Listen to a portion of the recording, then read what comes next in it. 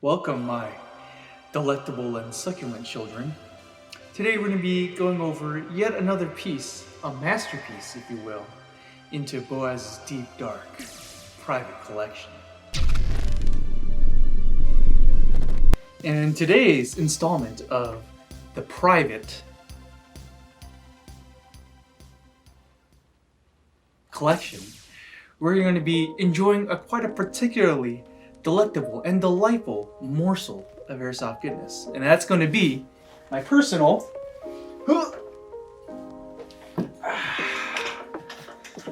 KWA ERG M4. Hold on there, eager one. Before we get intimate with each other in the privacy of my own collection, if you haven't already, please hit that subscribe button as well as dingle the like and share button as well. As you may know, YouTube themselves do kink shame airsoft on this platform, and we need all the help that we can get to make sure we deliver the best free and quality content out to you. And if you'd like to keep us employed as well as allowing us to expand our own private collections, please make sure to stop shop at Airsoft GI for all your airsoft needs. That will allow us to keep also making content for you. Now, most of you guys who know me and have been listening to a lot of things I've been saying is that I'm primarily a gas blowback rifle player. However, unfortunately, just due to weather and climate and also the shortcomings and limitations of a gas blowback platform, I am not able to run it every season out of the year. So originally I got this KWA ERG RM4 as what you would call like a backup. You know, if I ever have any issues with the gun or if it's just simply too cold to go out and play with it, I would actually run this instead. And the reason why I picked out a KWA ERG over regular AEG is just the recoil, man. Like, it's just, it allows me to get the same kind of feedback. You know, it is very fun playing with a gas blowback or something recoil based. It just feels a little bit more immersive, and also it kind of does function in the same way as in gas blowback rifle when you have to press the bolt release when you load a new mag. Now, this is an older ERG. The newer ERGs like the T10 do not come with that. KWA, please bring it back. Like I said, this is an older model of an ERG, so if you look carefully here at the lower receiver, we have the most coveted and the most sought after, not only in the age of antiquity, but a prized relic in and of itself, a MAGPUL lower receiver. And as you can see from the aggressive, vertical, and very sharp angled cuts of a billet style receiver, not only adds to the texture, but also increases the depth of its flavor profile. Now, going over to the front end of the gun, originally this ERG came with a clamshell style MAGPUL Scout kind of handguard, and unfortunately, unlike the upper and lower receiver set here, did not age like a fine wine, but instead aged like milk. So I had to, with the heavy heart, hit it with the Yeetus Deletus, and I replaced it with this very tasteful, very slim profile yet sturdy, free-floating iron airsoft M-LOK handguard. Now, for those of you who know your handguards and your stuff, I'm not at liberty to disclose, you know, the trades and stuff because for copyright issues, but it is something that I'm very happy with. It's very slim. It does have M-LOK sections at the 3, 6, and 9 o'clock positions, which is just what you need to attach accessories. Now, all the way here at the top, I have the typical Bravo PEC box that does both laser, green laser, and white light, and also has IR filters if you want to go infrared if you're using night vision, which is why I primarily picked it up. I also have a Night Evolution dual pad pressure switch that runs both into the PEC box unit as well as my dedicated white light on the other side of the gun. Over here on the sides, I am using the MAGPUL XTM rail covers specifically for M-LOK. I love the way they have that raised textured pattern, and it just adds that extra bit of grippiness when you're holding onto the gun, and it feels like it's molding. It's becoming a part of your hand. It's an extension of your body. And on the bottom here, this is a Ranger Armory's M-LOK vertical foregrip, and it did come out of the box longer, but I ended up chopping it in half with a Dremel to act more of like a more aggressive hand stop, if you will, and it kind of doesn't snag as much when I pull things in and out of bags, and I'm very happy with it, and it looks very cool. Now here at the very tip, This is an actual recycled piece of gear that I had sitting around at my house for a very long time. I bought this suppressor, mock suppressor unit, and flash hider combo at Airsoft GI a very, very long time ago. I don't even know if we even still sell these. This was back in the day when I was promoted to a customer back in the day. And the reason why I run the suppressor is two reasons. Number one, one thing that I'm kind of experimenting with right now and also kind of believe in, so to say, is what we would call standoff distance. Now, if you're playing Airsoft and you notice yourself hiding behind a barricade or using a barricade as cover, a lot of times we like to hug that piece of terrain and we like to kind of move our head over, you know, right when we're hugged against it and try to shoot and peek and shoot. However, I did remember listening to one of Green Mountain Rangers GMR videos about why they run mock suppressors on their guns, even though it doesn't really do anything for them, is because they want that standoff distance. They want to kind of detach themselves away from that piece of cover. It kind of forces them to stay out of that wall hugging zone, and that allows themselves to expose themselves a lot less when they're peeking out and shooting. And so that's just one thing I've been trying out. And also, I am running a longer inner barrel actually, so this does serve the purpose of kind of hiding and protecting that. Now on the other side, I do have a Night Evolution mini scout light. It's not super bright, it was just nice and small, and I just need it just enough to kind of illuminate the general area. I'm not really trying to blind anybody, so I'm pretty okay with just having a smaller, weaker flashlight at this moment. And that's mounted to the Element offset mount that is attached to an M-LOK section in the front for my rail system, and that allows my flashlight to kind of be underslung a little bit to kind of stay out of the way, so that way when I'm holding my gun either on my right or my left hand, it doesn't really get in the way and impede my grip. The last thing here on my handguard is the MAGPUL Paraclip sling mount. Now I do run a modernized 2-point sling, but they have HK clips instead of QD mounts. I just trust those clips more than QD mounts because I've had some bad experiences with QD slings in the past. So this is a really nice low profile way to kind of mount or clip your sling into your gun without too much hassle or fuss. And also I keep all my chrono tags on there. Now moving up towards my upper receiver group, I have the very clouted, very tasty Unity optics riser mount over here, and that is directly supporting my Airsoft holographic. Yeah, let's call it that. Yeah. So the reason why I bought the Unity riser in addition to my Airsoft holographic sight is because I generally don't like to move my neck down to shoulder my rifle.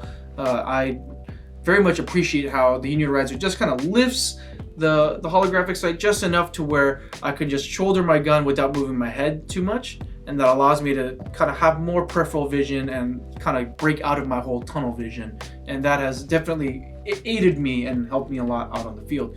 And as you can see on both the end and the tip of the gun, I'm not running iron sights, and that's just because the Unity riser it raises the optic too high for any real traditional iron sight to be added onto yours. So I removed my rear sight and my front sight, and I think it looks kind of clean. And I know a lot of airsoft buds out there that really advocate for iron sights. You guys probably gonna get really mad at this, but hey, what can you do?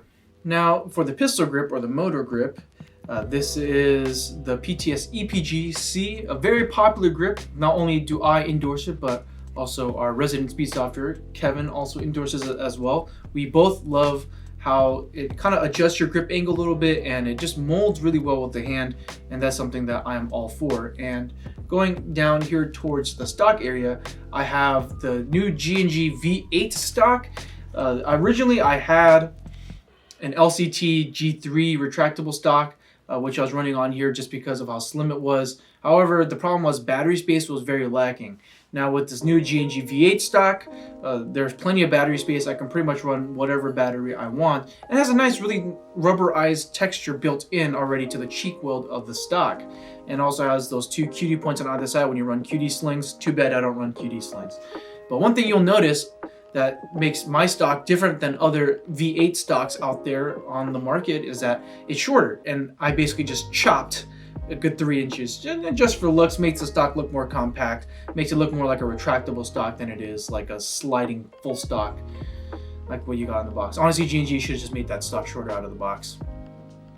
like I said before, this piece, this pièce de résistance, is such a prized and coveted piece of airsoft antiquity. And not only do my Magpul receivers look mighty fine and tasty and exquisite, if you will, but if you notice down here, I do have an original Airsoft Magpul PMag. Yes, I'm allowed to say Airsoft Magpul PMag now because this is actually licensed by Magpul. And these are the original ERG 30/60 round adjustable magazine. And I have about 4 to 5 of these in my personal kit. And let me tell you, these are my favorite magazines to run on this ERG. I think the 30/60 cutoff or switching feature is really great. Personally, in my opinion, very unpopular. I just think that 120 rounds, 150 rounds, 200 round magazines, in my opinion, are a bit too much for a mid-cap magazine. So I just like that number 60 to 80. That's like my favorite kind of amount of magazine capacity for a mid-cap. And that allows me to also conserve ammo when I'm on the field because, again, this was primarily a backup for me. And with gas blowback M4s or gas blowback rifles, generally you only have 30 to 40 rounds anyway. So that allows me to keep my fire discipline going. And honestly, I just like reloading. Reloading's fun. Now internally, this is where the gun really shines. Like I said, I am a huge fan of KWA and I love KWA products and their guns. I wholeheartedly endorse them. And that's just because they were just designed not really to be upgraded. I know everyone complains about in the past that KWA makes a bunch of proprietary parts and couldn't be upgraded. And for me, that's fine by me. In fact, one of my oldest guns in my collection is a KWA SR7 that I haven't really done to anything internally, and it still, to this day, runs like a champ. And with this ERG, it's no exception. I haven't really done much to it. Now, this ERG does come with a rotary style hop-up right out of the box. I just replaced the bucking, put a flat hop bucking in it. The inner barrel is still stock. It's a 6.05 millimeter inner barrel, which is perfectly accurate for me. I think we put in a classic Army 25K motor just to have a little bit of a stronger motor than stock, a little better trigger response, and I just rewired the stock or the wiring out the back to Dean's, and that's pretty much it. Oh, well, I will mention though that when I first got this gun, the MAGPUL handguard and stuff was there for a reason. Because of the recoil system, you're not allowed to really run a wire through the buffer tube like most rear-wired AEGs. In fact, this was only available when this gun came out originally in the front wired configuration, so we had to actually buy a newer updated wiring harness from KWA that allows us to route the wires to the rear and kind of like underneath this what do you call it, the stock adjustment rail, I guess, the stock adjustment thing. It is like a multi-piece thing, so I just kind of run it under there. This is a 2-piece buffer tube, but that's really how you get to rear wire your gun, especially if it's an ERG, because yeah, you can't do anything here. This is a recoil system. So in total, I purchased this gun off of a friend back in 2018. I haven't really done much to it during that time, but I started adding accessories and knickknacks and this rail back in 2019. I think early 2019 is when I started doing that. And every time I added accessories and knickknacks onto this gun, I thought, this is it, I am done. But every time, the longer I looked at it, the more I thought, it wasn't done. So that's when I went in and added the mock suppressor, longer inner barrel, from another Boneyard ERG that I own, actually. And I added the Unity riser and this new stock. And now I am finally proud to say that this is my dedicated backup gun, and it is here to stay, folks. And I think it probably took around, because I got this Unity riser, what, like 3 months ago? So it was finished as of 3 months ago. This gun has really, been there for me when I was playing Airsoft. And a lot of times if I was having issues with my gas blowback rifle, or again, if it was too cold, this is what I would bust out, and I'll bring this with me every time I would go out and play. And I brought this on countless milsim games and pickup games and whatnot. And I just love how ruggedly reliable this gun is. I've dropped it, as you can see from all the close-up shots of the receiver and the rail. There's chips and the paint's getting scratched off and it's dirty, but it still has been holding up and been very reliable. And that's another reason for me why I still choose to trust KWA and their products. Thank you all for deciding to journey down with me back down into my deepest depths of my private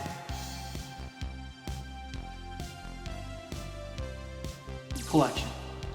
And if you really do enjoy and relish and delight in these kind of videos, please make sure to subscribe, as well as hit that bell icon notification to be notified of every time we upload a new video. We upload on Wednesdays, Fridays, and Cisco offers personal time on his live streams on Thursdays, so make sure to check them out there. Make sure, if you would like to support us and keep us employed, keep us making and expanding our private collections, please stop by Airsoft GI for all your airsoft needs. This is your boy Boaz, and I'll see you next time. All right, guys, we have another shooting challenge today. We have 2 cans. I'm gonna have 1 chance to shoot a can, do a quick reload, and then another shot to shoot the other can. Let's see how we do. All right, shooter ready? Yeah. And go.